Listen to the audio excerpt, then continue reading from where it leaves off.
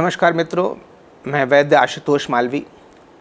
आज आपसे auto immune disease के बारे में बात करते हैं। जैसा कि आप सबको पता है कि हमारे शरीर की प्रतिकार शक्ति ही हमारे शरीर की रक्षा करती है। हमारे शरीर की प्रतिकार शक्ति हमारे मजबूत कोशिकाओं के आधार पे हमारे पूरे मेटाबॉलिज्म की रक्षा किया करता है।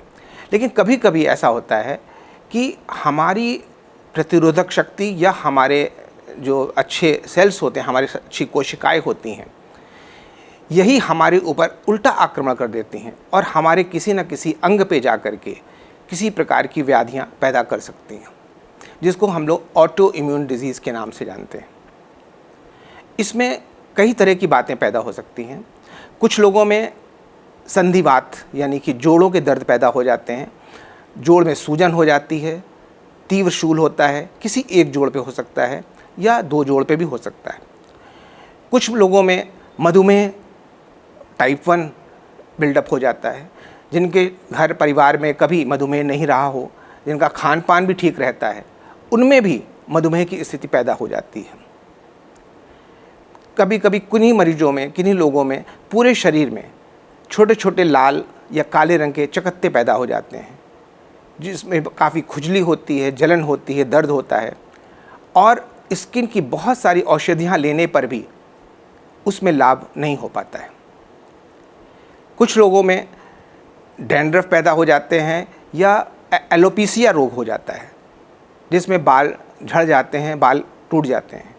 किन्हीं किन्हीं को पूरे शरीर में या नाक में, चेहरे पे लाल रंग के चकत्ते हो जाते हैं।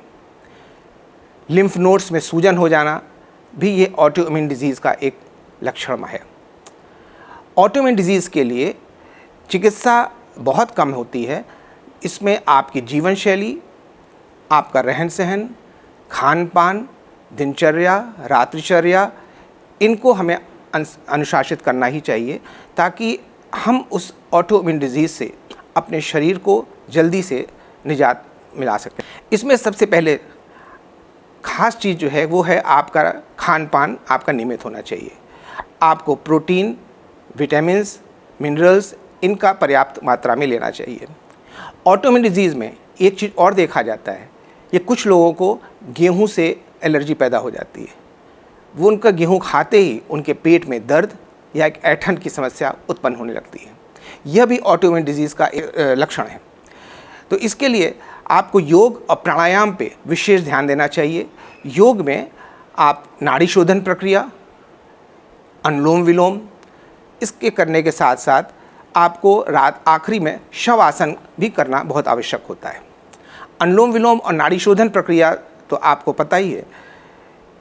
शवासन में आप शरीर को एकदम आसन या योग या प्राणायाम करने के बाद शरीर को एकदम सीधा लेट जाएं और शरीर के सिर से लेकर के पैर तक सारी चीज़ों में आप इस बात का ध्यान करें कि हमारे शरीर की जो भी विषाक्त चीज़ें हैं वो दूर हो रही हैं और हमारी प्रतिकार शक्ति बढ़ रही है। उसमें पहले आप अपने सर को, माथे को, आँख को, मुंह को, गला, सीना, पेट, ये करते करते नीचे पाँव तक अपने शरीर में इस प्रकार का ध्यान दीजिए कि हमारे शरीर की प्रतिकार शक्ति बढ़ रही है और शरीर के जो भी विषाक्त चीज़ें हैं वो शरीर से बाहर निकल रही हैं।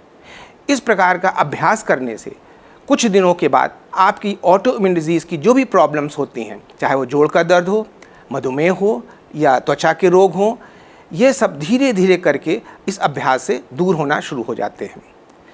अपना खान पान में आपको संतुलित आहार लेना चाहिए।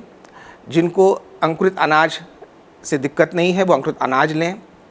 ताज़े फल, उसमें सेब, पपीता, जो भी मौसम के फल है वो लें। ताज़ी सब्जियां, कभी भी मौसम के विरुद्ध आहार नहीं खाना चाहिए। इसके अलावा ख़ास बात यह है कि जिनको भी ऑटोइम्यून डिजीज़ है वो कभी वेग धारणा ना करें। वेग धारणा में क्या होता है कि जैसे आपको पेशाब लगी है या आपको छींक आ रही है या आपको मल जाना है, आपने उसको बलपूर्वक रोक रहे हैं, तो यह आपके प्रतिकार शक्ति को कमज़ोर करती है और ऑटो इम्यून डिजीज़ जो भी है उनको बढ़ाने में सहायक हो जाती है। इसलिए कभी भी वेग धारणा नहीं करना चाहिए। खान पान संतुलित करिए।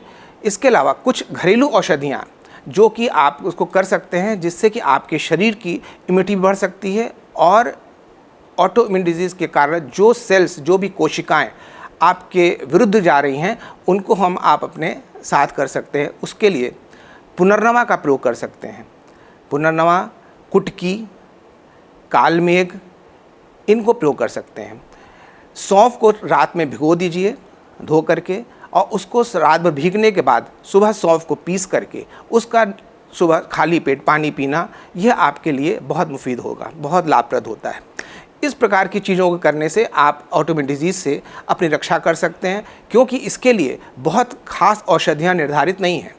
इसके लिए आपको अपनी जो भी सेल्स, हमारे जो भी कोशिकाएं हमारी दूषित हुई हैं, उनको उस दूषितपन से दूर करके उनको स्वस्थ करना है। इसके लिए आपको अपनी दिनचर्या और अपनी जीवन शैली, इसको संतुलित करना है और अनुशासित करना ही होगा। इसी के साथ मैं बात समाप्त करता हूँ। धन्यवाद।